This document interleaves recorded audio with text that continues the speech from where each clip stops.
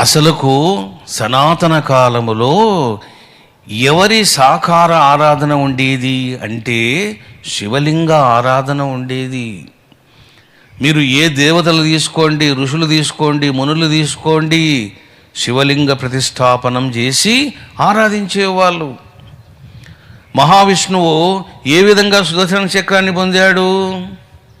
శివలింగాన్ని తయారు చేసుకొని సహస్ర పద్మాలతో పూజించాడు. చూశారా? ఇదంతా ప్రామాణికం. రాముడు ఎందుకు శివలింగ ప్రతిష్టాపనలు చేశాడు? చూశారా?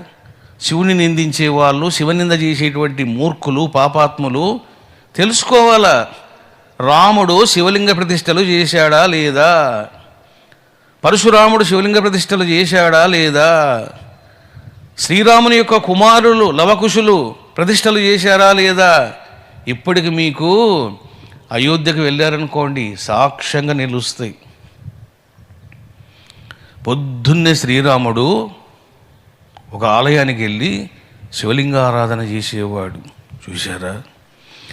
ఒకవైపు లంకలో రావణుడు శివలింగ ఆరాధన చేస్తే అయోధ్యలో రాముడు చేశాడు.